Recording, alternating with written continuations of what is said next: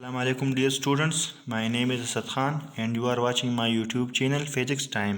और आज हम पढ़ रहे हैं पार्ट 7 किस चीज़ की एप्लीकेशन ऑफ गास लॉ के 7 नंबर एप्लीकेशन में हम क्या पढ़ेंगे।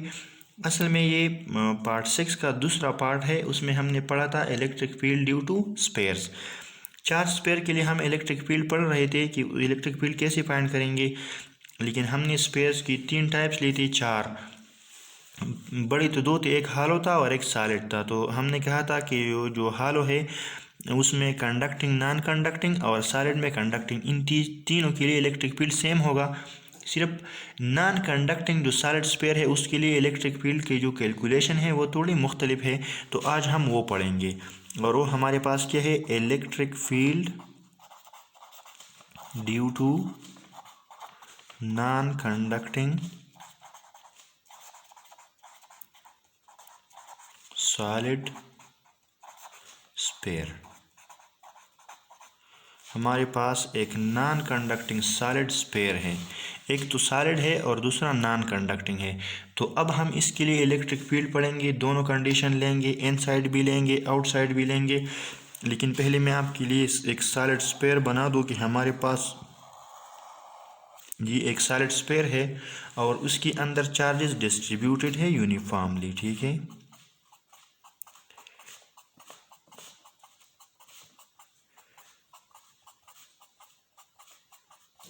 हमारे पास क्या है, एक सॉलिड स्फीयर है और इसके अंदर चार्जेस डिस्ट्रीब्यूटेड है और ये इसका क्या है, रेडियस है। इसको मैं क्या लिखता हूँ, कैपिटल आर। अब हम कहते हैं कि चूंकि ये तो कंडक्टिंग नहीं है, अगर कंडक्टिंग होता तो पूरा चार्ज इसके बाहर सरफेस पे डिस्ट्रीब्यूटेड होता, लेकिन चूंकि ये हमारे पास नॉन कंडक्टिंग है तो पूरा चार्ज कहाँ पे होगा, इनसाइड द स्पेयर होगा। अब जब हम पूरी स्पेयर पे चार्ज डिस्ट्रीब्यूटेड है, तो अब जब हम इसकी चार्ज डेंसिटी को फाइंड करेंगे तो चार्ज डेंसिटी को हम क्या बोलेंगे, वॉल्यूम चार्ज डेंसिटी, क्योंकि पूरी वॉल्यूम पे चार्ज डिस्ट्रीब्यूटेड है, ठीक है। वॉल्यूम चार्ज डेंसिटी हम इसको बोलते हैं और वॉल्यूम चार्ज डेंसिटी हम रिप्रेजेंट किससे करते हैं, रो से।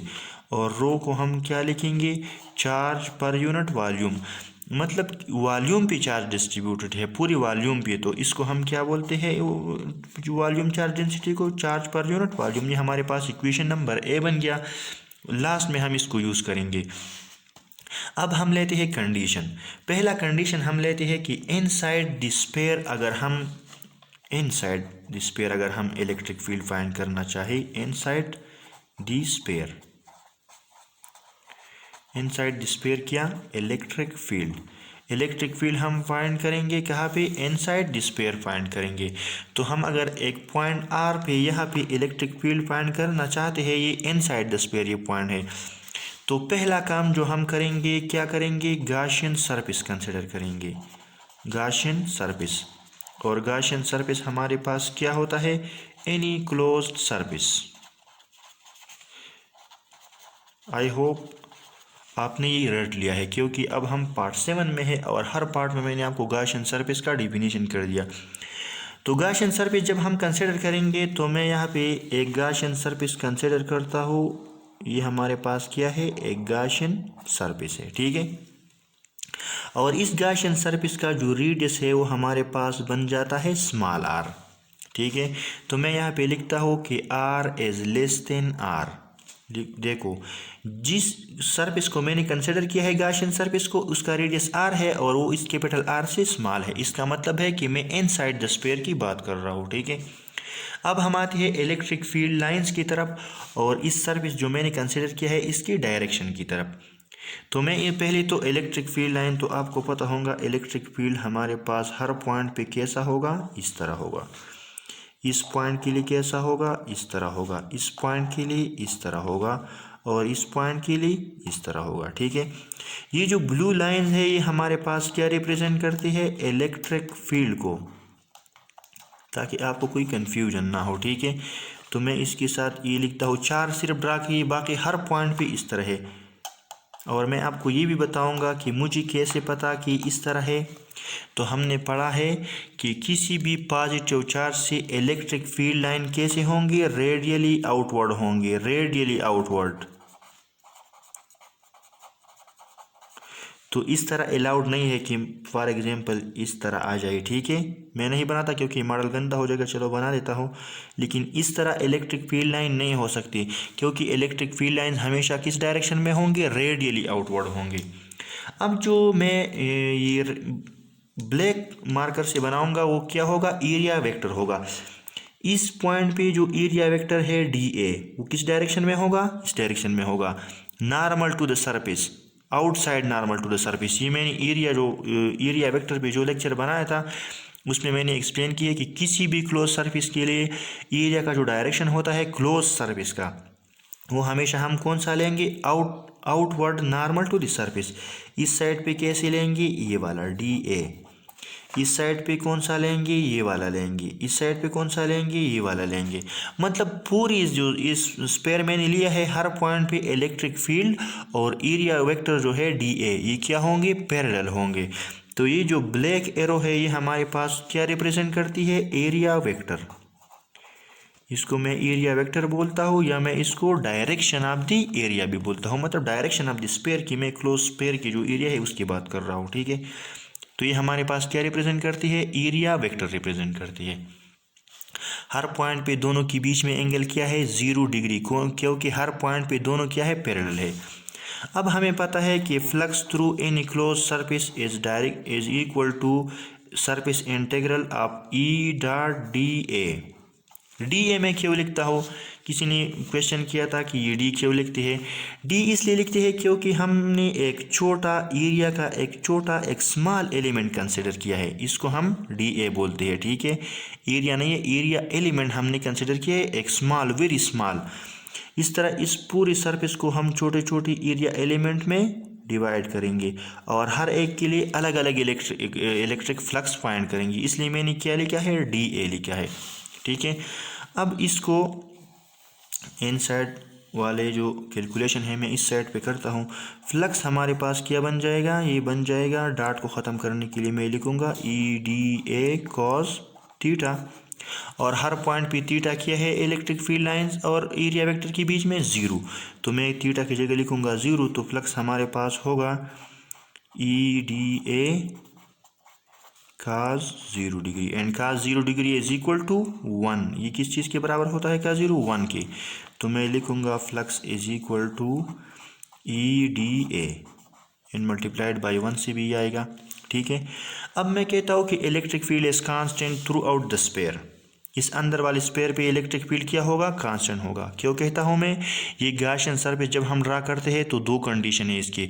एक तो ये चार्ज के इर्द गिर्द सिमेट्रिक होगा ये गॉसियन सरफेस, और दूसरा गॉसियन सरफेस पे हर पॉइंट पे इलेक्ट्रिक फील्ड क्या होगा, कांस्टेंट होगा, सेम होगा। तो इस ई को मैं इंटीग्रल से बाहर निकालता हूँ और अंदर सिर्फ रह जाता है डी ए। अब मैंने आपको बताया कि मैं तो सिर्फ एक एरिया एलिमेंट की बात कर रहा हूँ। अगर मैं इस सारी पूरी स्पेयर के लिए एरिया एलिमेंट्स ऐड करूँ, इसका इंटीग्रल ले लूँ, तो ये हमारे पास क्या आ जाएगा, ए। तो ये इंटीग्रल और डिफरेंशियल ख़त्म हो गई, हमारे पास बन गया ई ए, ठीक है। ये मेरे पास आ गया इक्वेशन नंबर ए, ठीक है। कोई मसला तो नहीं आपको। अब इस इक्वेशन नंबर ए से मैं आगे जाता हूँ और मैं लिखता हूँ यहाँ पे कि हमारे पास जो किसी भी क्लोज सरफेस के अंदर जिसके अंदर चार्ज हो, तो गॉस लॉ मुझे कहता है कि किसी भी क्लोज सरफेस जिसके अंदर कोई चार्ज मौजूद हो उससे फ्लक्स कितना होगा, चार्ज डिवाइडेड बाई परमिटिविटी। ये हमें गॉस ने क्या है बताया है, डायरेक्टली बताया है।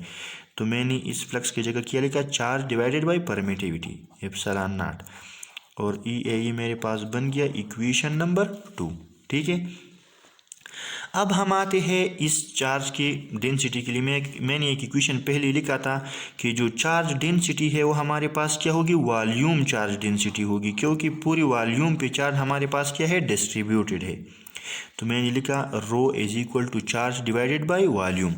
अब इस इक्वेशन से अगर मैं क्यू की वैल्यू फाइंड करना चाहूँ तो इस वी यहाँ पे डिवीजन में है, जब ये इस साइड पे जाएगा तो किस चीज़ में होगा, मल्टीप्लिकेशन में। Rho V is equal to Q. देख लो ये हमारे पास बन जाता है इक्वेशन नंबर 3। अब इस इक्वेशन नंबर 3 से क्यू की जो वैल्यू है रो वी, ये मैं यहाँ इक्वेशन नंबर 2 में अगर पुट करूँ तो मेरे पास बन जाएगा rho V divided by epsilon naught. क्या किया मैंने, इस क्यू की जगह रो वी ये वैल्यू पुट कर दी। एप्सिलॉन नॉट अपना है, ये हमारे पास बन जाएगा ई ए। ठीक है, कोई मसला तो नहीं है यहाँ तक। ठीक है, अब हम आते हैं वॉल्यूम की तरफ। वॉल्यूम ऑफ द स्फीयर और एक हम लगाएंगे एरिया ऑफ द स्फीयर। अब अगर आप देख लें तो वॉल्यूम भी मैं इस अंदर वाले स्फीयर की भी लगाऊंगा वैल्यू, क्योंकि मैं अंदर वाले एरिया के लिए इलेक्ट्रिक फील्ड फाइंड करना चाहता हूँ। और अंदर वाला जो एरिया है इसका स्फीयर है, इसका रेडियस हमारे पास क्या है, स्मॉल आर है। ठीक है, और इलेक्ट्रिक फील्ड भी मैं ये अंदर वाले स्फीयर के लिए फाइंड करना चाहता हूँ, जो तो एरिया भी मैं इसका लगाऊंगा। तो इस कौन सा आर लूँगा, स्मॉल आर। देख लो, दोनों कंडीशन में मैं स्मॉल आर लूँगा, क्योंकि मैं अंदर वाले स्फीयर की बात कर रहा हूँ। वॉल्यूम भी मैं इस स्फीयर की लूँगा, अंदर वाला जो स्फीयर है, और एरिया भी मैं इस स्फीयर का लूँगा। ठीक है, क्योंकि इलेक्ट्रिक फील्ड मैं यहाँ पे फाइंड करना चाहता हूँ, और चार्ज जो डेंसिटी है वो भी मैं इस अंदर वाले स्फीयर के लिए फाइंड करना चाहता हूँ। ठीक है, तो देख ली इक्वेशन हमारे पास बन जाएगा। मैं यहाँ पे लिख देता हूँ रो इनटू वॉल्यूम क्या होगा किसी भी स्फीयर के लिए, 4/3 πr³ ठीक है, डिवाइडेड बाई एप्सिलॉन नॉट।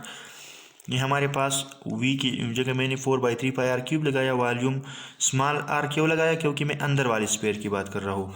यहाँ पे बन जाएगा e मल्टीप्लाइड बाई एरिया हमारे पास क्या होगी, 4πr²। ठीक है, क्योंकि मैं अंदर वाले स्फीयर की बात कर रहा हूँ तो एरिया भी मैं उसी का लगाऊंगा। 4 के साथ कट जाएगा, 5 के साथ कट जाएगा, r², 2r² के साथ कट जाएगा, सिर्फ यहाँ पे एक r बच जाएगा। ठीक है, यहाँ पे 3r है और यहाँ पे 2। ठीक है, तो हमारे पास जो इक्वेशन है वो हमारे पास आ गया, rho into R divided by epsilon naught is equal to E. हमारे पास जो इक्वेशन आ गया वो इस तरह आ गया। ठीक है, rho R divided by epsilon naught is equal to E, ये हमारे पास इक्वेशन आ गया। अगर किसी को कोई मसला है तो यहाँ पे देख सकते हैं, वीडियो को पास करके कैलकुलेशन करें। 4 के साथ कट जाएगा, 5 के साथ, ये यहाँ पे 2r है और यहाँ पे 3 है, तो 2r के साथ कट जाएंगे, सिर्फ यहाँ पे एक r बच जाएगा। तो रो और एक r divided by epsilon naught is equal to E. तो यहाँ पे मैंने लिख दिया rho into R divided by epsilon naught into E. तो inside the sphere, non conducting sphere, हमारे पास इलेक्ट्रिक फील्ड कितना होगा, इतना होगा। ठीक है, अब इस इक्वेशन से मैं एक रिजल्ट निकालता हूँ। मैं देखता हूँ कि E is directly proportional to the R। Equation number star में बोलता हूँ, ये बहुत ज़्यादा इंपॉर्टेंट है, इसलिए मैंने इसको स्टार वाला नंबर दे दिया। अब इसका मतलब क्या है, अब देख ली इस इक्वेशन से E और R एक दूसरे को डायरेक्टली प्रोपोर्शनल है। अब आते हैं डायग्राम की तरफ और मैं आपको समझा देता हूँ कि इसका मतलब क्या है। E और R एक दूसरे को डायरेक्टली प्रोपोर्शनल है, इसका मतलब है कि अगर R ज़्यादा हो जाएगा तो इलेक्ट्रिक फील्ड भी ज़्यादा होगा, और अगर R कम होगी तो इलेक्ट्रिक फील्ड भी कम होगा।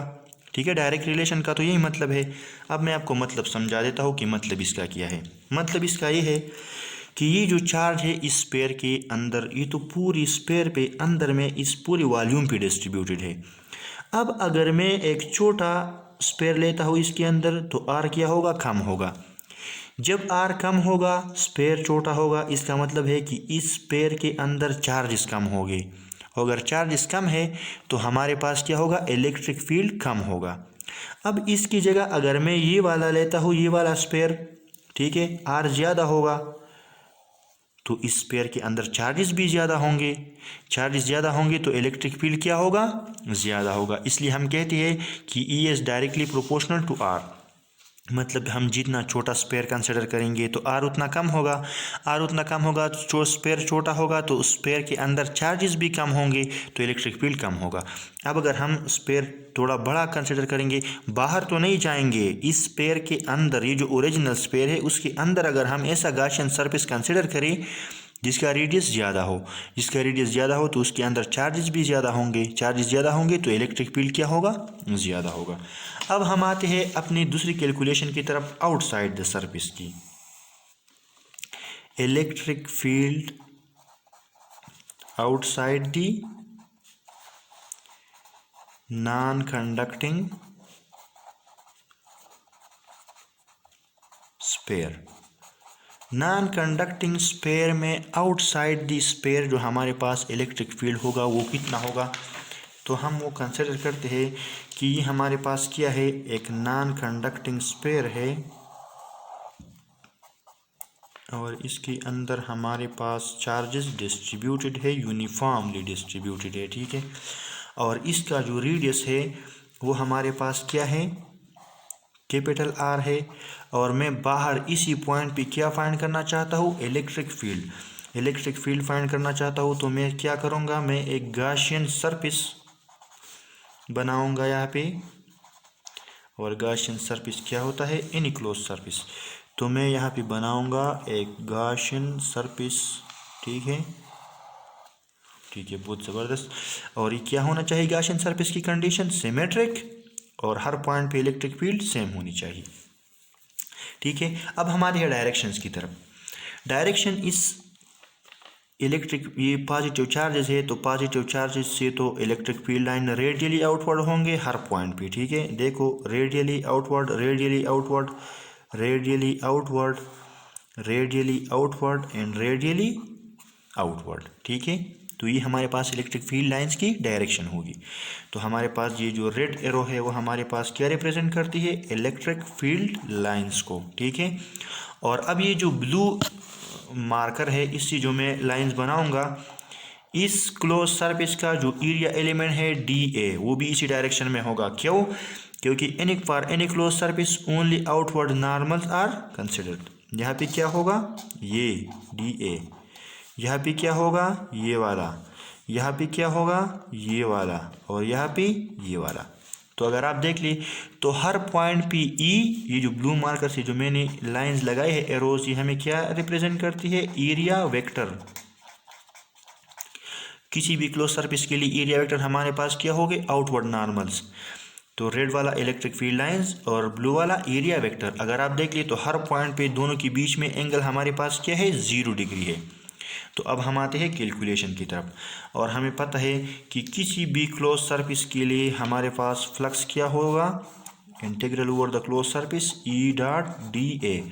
और डी ए हमारे पास क्या है, ये एक स्मॉल एरिया एलिमेंट मैंने कंसिडर किया है, ये वाला, ठीक है। ये वाला एक स्मॉल एरिया एलिमेंट मैंने कंसिडर किया है, जिसका डायरेक्शन इसी डायरेक्शन में है, इसी साइड में है, ठीक है। तो इस पूरी सरफेस के लिए मैं एरिया एलिमेंट कंसिडर करूंगा। पहले मैं सिर्फ इस एक के लिए फाइंड करूं, तो फिर इस पूरी सरफेस के लिए मैं स्मॉल एरिया एलिमेंट्स कंसिडर करूंगा। हर एक से मैं क्या करूंगा, फ्लक्स फाइंड करूंगा। पहले मैं सिर्फ ये एक के लिए करता हूँ। तो चलो आते हैं कैलकुलेशन की तरफ। कैलकुलेशन हमारे पास होगी, इस डॉट को ख़त्म करते हैं तो हम क्या लगाएंगे, कॉस थीटा, ठीक है। और थीटा का आपको पता है हर पॉइंट पे क्या है, 0 है। तो फ्लक्स बन जाएगा हमारे पास ई डी ए काज 0 डिग्री। और काज 0 का भी आपको पता है, काज 0 इज इक्वल टू 1। तो हम यहाँ पे लिखते हैं कि flux is equal to E D A, और 1 को किसी भी चीज़ से मल्टीप्लाई करेंगे तो वो ही आंसर आएगा, ठीक है। तो ये हमारे पास क्या बन गया, फ्लक्स। अब हम कहते हैं कि गॉसियन सरफेस के लिए कि एक तो ये सिमेट्रिक होगा, दूसरा हर पॉइंट पे इलेक्ट्रिक फील्ड क्या होगा, सेम होगा। तो हम इसी गॉसियन सरफेस के लिए इलेक्ट्रिक फील्ड फाइंड करते हैं। तो हम कहते हैं कि हर जो एरिया एलिमेंट है, हर एक के लिए इलेक्ट्रिक फील्ड क्या होगा, सेम होगा। मतलब electric field is constant over the Gaussian surface. तो हम इलेक्ट्रिक फील्ड चूँकि कांस्टेंट है, इसको इंटीग्रल से बाहर निकालते हैं और हमारे पास बच जाता है डी ए। अब जैसा कि मैंने आपको कहा कि मैंने सिर्फ ये वाला एरिया एलिमेंट कंसिडर किया है। जब इस पूरी सरफेस के लिए मैं स्मॉल एरिया एलिमेंट्स कंसिडर करूँगा और सबकी इंटीग्रल लूँगा, तो हमारे पास क्या वैल्यू आएगी, ई। तो D and A cancel and flux हमारे पास बन गया ई ए। अब ये हमारे पास है इक्वेशन नंबर, मैं इसको फिर से इन साइड वाला छोड़ ले, तो इसको आउटसाइड वाले के लिए अलग इक्वेशन देता हूँ, इक्वेशन नंबर 1। अब हम आते हैं, हमें पता है कि गास ने हमें बताया है कि किसी भी क्लोज सरफेस जिसके अंदर चार्ज हो, तो ये ग्रीन वाला जो सरफेस है हमने तो कंसिडर ये किया है, लेकिन इसके अंदर चार्जेस मौजूद है। तो इससे हमारे पास फ्लक्स कितना होगा, फ्लक्स हमारे पास होगा चार्ज डिवाइडेड बाय परमिटिविटी, ठीक है। इस चार्ज का मतलब है चार्ज इनसाइड द सरफेस। इस चार्ज का मतलब है क्या होगा कि चार्ज इनसाइड द सरफेस। और ये हमारे पास बन गया ई ए, ये हमारे पास बन गया इक्वेशन नंबर 2। इसको यहाँ पे रख ले। अब मैं आपको एक और कंसेप्ट देता हूँ। कंसेप्ट आपको ऑलरेडी पता है, मुझे याद है कि आपको पता है, लेकिन हम कहते हैं कि चूँकि चार्ज पूरे वॉल्यूम पे डिस्ट्रीब्यूटेड है, तो जब हम चार्ज की डेंसिटी को फाइंड करते हैं तो हम क्या करते हैं, यहाँ पे मैं एक चीज़ भूल गया हूँ, ये तो जो स्मॉल सरफेस है इसका रेडियस हमारे पास आर है, लेकिन ये जो हमारे पास ये बड़ा वाला स्पेयर बनाया है इसका हमारे पास स्मॉल आर है, और हम कहते हैं कि small R is greater than capital R. मतलब हम कहाँ पे बात कर रहे हैं, आउटसाइड द स्पेयर की बात कर रहे हैं, ठीक है।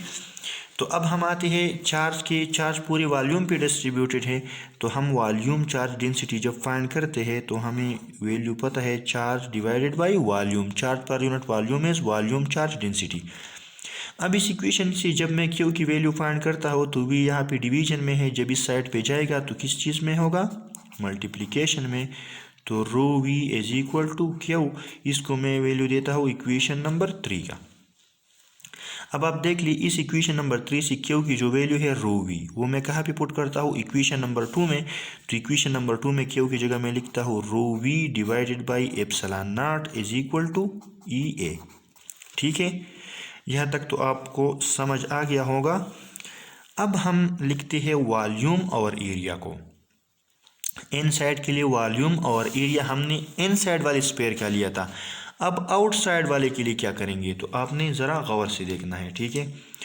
अब आउटसाइड के लिए जब हम पहले तो हमारे पास ये है कि जब हम चार्ज डेंसिटी को फाइंड करते हैं तो ये हमारे पास ये वैल्यू आती है ना, Q divided by V is equal to rho we.